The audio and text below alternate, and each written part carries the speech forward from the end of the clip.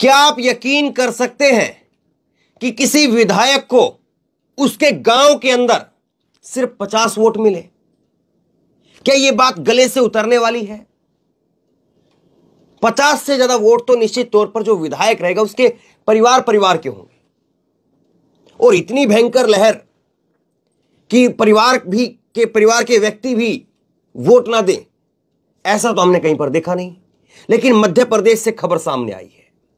मध्य प्रदेश से खबर सामने आई है जहां पर मध्य प्रदेश में कांग्रेस के नेता वो बता रहे हैं कि विधायकों की तरफ से रिपोर्ट ये है कि उनके गांवों के जब वो अब वोट देख रहे हैं तो उनको 50-50 वोट भी नहीं मिलते हुए दिखाई दे रहे हैं। क्या मध्य प्रदेश में इतनी बुरी स्थिति आपको दिखाई दी?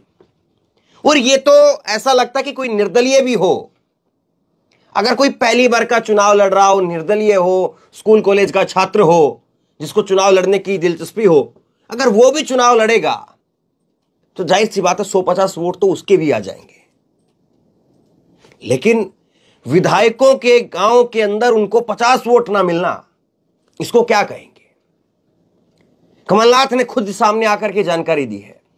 वो भोपाल में लोगों से, अपने जीते हुए विधायकों से, हारे हुए उम्मीदवारों से बात कर रहे थे और उन्होंने कहा कि विधायकों की तरफ से रिपोर्ट दी गई है कि उनके गांवों के अंदर उनको 50-50 वोट नहीं मिले हैं। दूसरी बड़ी बात, आगे पूरा बयान आपको सुनाऊंगा।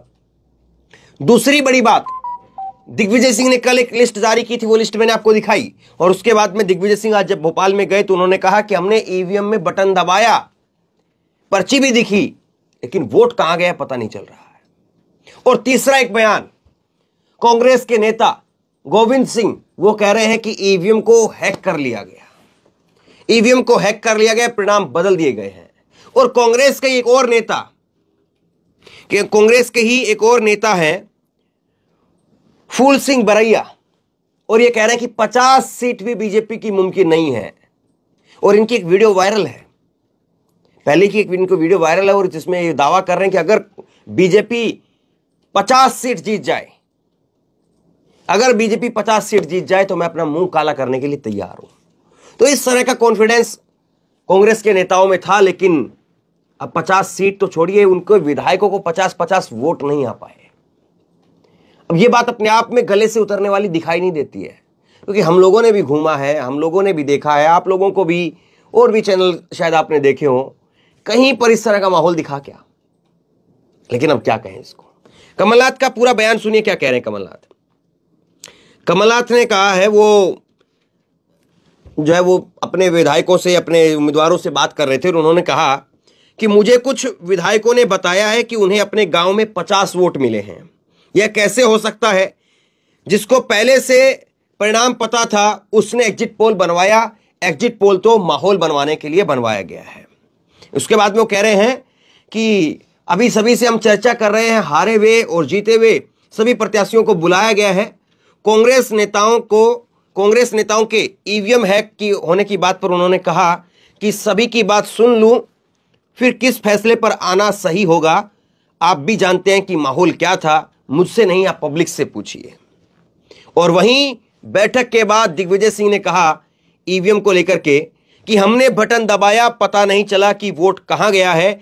अब वीवीपैट आई है तो 7 सेकंड के लिए दिखाए जाते हैं। मूल बात यह है कि जिस मशीन में चिप लगी हुई है उसके हैक होने की संभावनाएं होती हैं। यह दिग्विजय सिंह की तरफ से कहा गया है। सुनिए जरा एक बार, कमलनाथ कह रहे हैं कि उनको रिपोर्ट दी गई है कि 50-50 वोट भी विधायकों को उनके गांव में नहीं मिल पाए। सुनिए जरा। देखिए, ये तो आप लोग भी जानते हैं क्या माहौल था, तो मेरे से क्यों पूछ रहे हैं? आप पब्लिक से पूछिए। मुझे अभी कुछ विधायक मिले सुबह, कहते मेरे अपने गांव में मुझे 50 वोट मिले। ये कैसे हो सकता है? कहते मेरे अपने गांव में, और घर से मैंने देखा। एग्जिट पोल तो माहौल बनाने के लिए किया था जी, जिसको परिणाम पहले से पता था जी, उसने एग्जिट पोल का बनाया हुआ। ये अपने आप में वाकई बहुत अचरज वाली बात, बहुत हैरानी वाली बात है कि किसी विधायक को अपने गांव में 50 वोट ना मिले। अब इसके बाद में तो अपने आप में बहुत सारे सवाल खड़े हो जाते हैं। पूर्व मंत्री है कमलेश्वर पटेल, और उन्होंने कहा कि आरएसएस ने पैसे बांटे। बैठक में पहुंचे पूर्व मंत्री कमलेश्वर पटेल ने कहा कि हर विधानसभा क्षेत्र में आरएसएस के माध्यम से 2-2 करोड़ रुपए बांटे गए। सरकारी योजनाओं का पैसा मतदान की तारीख से पहले खातों में डाल करके लोकतंत्र की हत्या की गई, ईवीएम में गड़बड़ी की गई है। पटेल ने कहा कि मतगणना केंद्र पर भाजपा एजेंट्स कितने मत मिलेंगे और कितनी बढ़त मिलेंगी ये पहले से बता रहे थे। जब मशीन खुल गई तो 99% चार्ज बता रही थी। यह कैसे संभव है? अधिकारियों ने भाजपा सरकार के कहने पर काम किया है। यह चुनाव लोकतंत्र की हत्या है। एक वो बड़ा सवाल कह रहे हैं कि जो मशीनें खुल रही थी तो वो 99% चार्ज थी वो मशीनें। ये कैसे संभव है कि 99% वो मशीनें चार्ज हों? कांग्रेस के ही नेता गोविंद सिंह ने कहा कि ईवीएम में गड़बड़ी की गई है। नेता प्रतिपक्ष डॉक्टर गोविंद सिंह ने विधानसभा चुनाव को लेकर के सवाल उठाए हैं। उन्होंने कहा कि अमित शाह ने लोकसभा चुनाव में ऐलान किया था कि बीजेपी की सीटें 300 के पार आएंगी और इसके बयान के बाद 300 सीटें आई।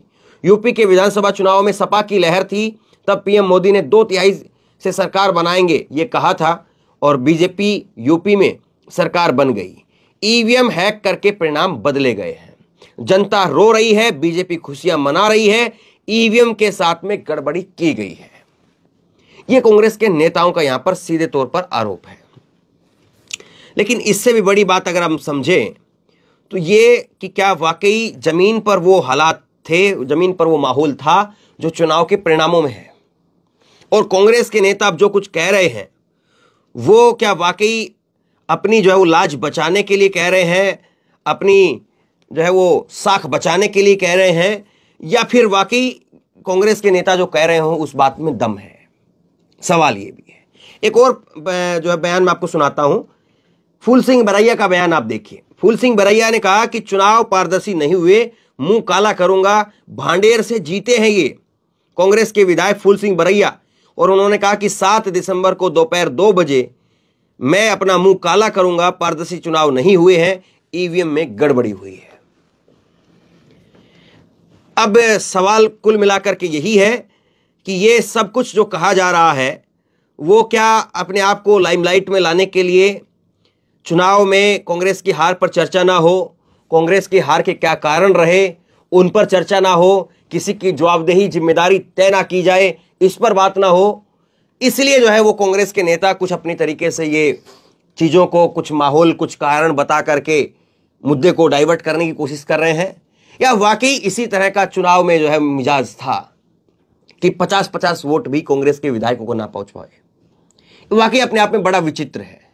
बड़ा विचित्र है ये देखना कि किस तरह से चीजें हो रही है। और बीजेपी के लिए सबसे बड़ी बात यह है कि बीजेपी के कई नेताओं के बयान आप देखेंगे तो उनको भी ऐसा लग रहा था कि इतनी बड़ी जीत तो नहीं होगी। जीत बताते थे कुछ नेता, लेकिन इतनी बड़ी जीत नहीं। और यह बात तो मैं आपको बता सकता हूं, हमारे साथ में बातचीत करते हुए छत्तीसगढ़ के अंदर कई को बीजेपी के कार्यकर्ताओं ने कहा कि भाई साहब हमें यह बात कहनी नहीं चाहिए, लेकिन हम ये बात कह देते हैं आपसे कि बीजेपी के यहां पर 30 से 35 सीट मुश्किल से आएंगी, सरकार नहीं बन पाएगी इस बार। यह बात उन्होंने खुद कही। लेकिन देखिए आपके सामने चुनाव का नतीजा क्या कहता है। चुनाव का नतीजा यह बता रहा है कि साहब यहां पर छत्तीसगढ़ हो, चाहे राजस्थान हो, चाहे मध्य प्रदेश हो, बीजेपी प्रचंड बहुमत के साथ जीती है। सबसे बड़ी हैरानी की बात वो छत्तीसगढ़ को लेकर के ही है कि छत्तीसगढ़ में ना भूपेश बघेल से नाराजगी थी, कोई खास नाराजगी दिखी नहीं। थोड़ी बहुत तो नाराजगी जो है वो 5 साल की सरकार के बाद में एक एंटी इनकम्बेंसी थोड़ी बहुत कहीं ना कहीं होती है, लेकिन भयंकर तरीके से कहीं नाराजगी नहीं दिखी। उसके बाद में भूपेश बघेल की स्कीमों का प्रचार खूब दिख रहा था। ग्राउंड पर, जमीन पर लोग किसान कर्ज माफी की बात कर रहे थे, धान की खरीदी की बात किसान बता रहे थे, और उसके साथ साथ गोधन जिस तरह से खरीदने की बात वहां पर ग्रामीण बताते थे। तो ऐसा लगता था कि तकरीबन हर तबका इस बार सरकार को एक बार फिर से बदलना चाहता है। ये जो है वो तस्वीर, ये चीजें जो है वो देखने को मिली। लेकिन उसके बाद में आपके सामने चीजें हैं। अब एक चीज यहां पर और खड़ी होती है कि कमलनाथ जो बात कह रहे हैं, क्या वाकई जो है उस बात में दम है, या फिर कमलनाथ ने अपनी कुर्सी बचाने के लिए इस तरह की चीजें चली है? क्योंकि कमलनाथ की कुर्सी पर भी खतरा मंडरा रहा है। बताया यह जा रहा है कि कांग्रेस ने कह दिया है कमलनाथ से कि आपने चुनाव में जिस तरह से ढिलाई बरती, या जिस तरह से आपने कई सारी चीजें की, बागेश्वर बाबा को बुलाया, कुछ एंकर जो बाइकआउट किए गए थे उनको आपने इंटरव्यू दिया, नविका कुमार को हेलीकॉप्टर में बैठा करके उनको घुमाने का काम किया, तो उससे बताया जा रहा है कि कांग्रेस नेतृत्व नाराज है कमलनाथ से और वह कह रहे कमलनाथ पहली फुर्सत में अपना इस्तीफा भेज दें। लेकिन क्या वाकई इस तरह से मुमकिन हो पाएगा? कमलनाथ इस्तीफा देंगे?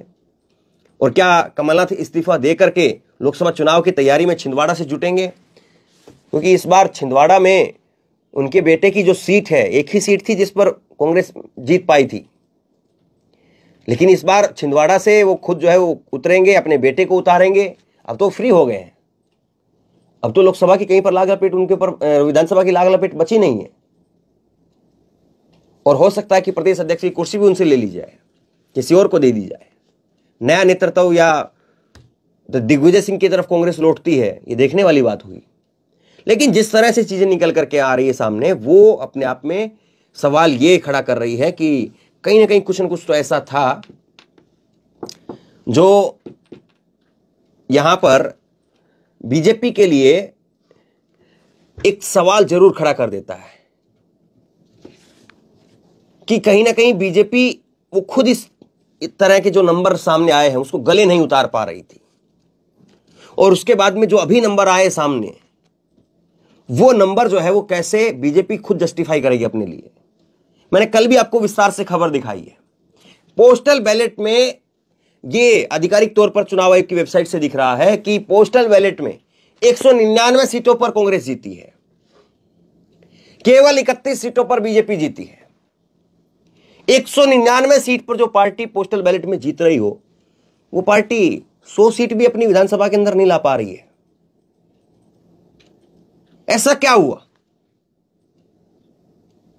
जब एक तरफा पोस्टल बैलेट में लहर दिखाई देती है, भयंकर तरीके से लहर दिखाई देती है, तो कम से कम जब 199 पर पोस्टल बैलेट में बीजेपी कांग्रेस जीत रही है, तो वहां पर 100-125 सीट तो कोई बड़ी बात नहीं थी। 100-125 सीट तो आ ही जानी चाहिए थी। लेकिन किस तरह से चीजें हुई हैं, और उसके बाद में कल ही मैंने आपको सुनाया, संजय शुक्ला कह रहे हैं कि जब सरकारी नौकरियों के रहने वाले लोग, यानी जिस क्षेत्र में ज्यादा सरकारी नौकरी करने वाले लोग रहते हैं, वहां के अगर पोस्टल बैलेट उठा करके देखते हैं तो कांग्रेस की एक तरफ लहर दिखती है, लेकिन उन्हीं क्षेत्रों में जब ईवीएम खुलती है तो बीजेपी के वोट दिखते हैं। तो कैसे मुमकिन है कि लोग जो पढ़े लिखे हैं, नौकरी कर रहे हैं, समझ रहे हैं, वो जाकर के कांग्रेस को वोट दे आए, और उसके बाद में जब आम लोगों का वोट खुला तो आम लोगों के वोट में बीजेपी जीत गई? ये अपने आप में सवाल उठ रहे हैं, और ये सवाल जो है वो जो है वो लगातार इस बात को और हवा दे रहे हैं कि चुनाव में क्या निष्पक्षता बरती गई, चुनाव में क्या ईवीएम वाकई ठीक से काम कर रही थी। ये अपने आप में जो है वो लगातार सवालों को जन्म यहां पर मिलता है।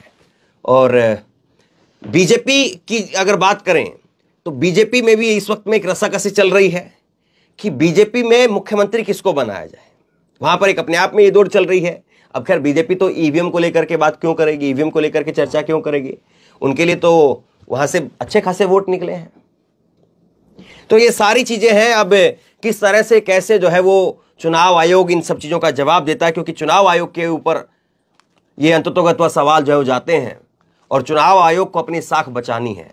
चुनाव आयोग को अपनी निष्पक्षता दिखानी चाहिए, बताना चाहिए कि जो बातें, जो आरोप लगाए जा रहे हैं उसमें कितना सच है, कितना दम है, या केवल अपनी राजनीति, अपनी कुर्सी को बचाने के लिए इस तरह के बेबुनियाद आरोप लगाए जा रहे हैं। बहरहाल आप बताइए, जनता जनार्दन, आप लोग, क्या वाकई इस तरह का माहौल आपको दिखाई दे रहा था, या कांग्रेस के नेता जो बात कह रहे हैं वो सही है कि ईवीएम में गड़बड़ी करके, धांधली करके, पैसा बांट करके, लोगों का मन बदल करके जो असली जनमत था, असली जनादेश था, उसको बदल दिया गया। आप बताइए, आप इसको कैसे देखते हैं? नीचे कमेंट बॉक्स में अपनी राय लिख करके जरूर बताइए।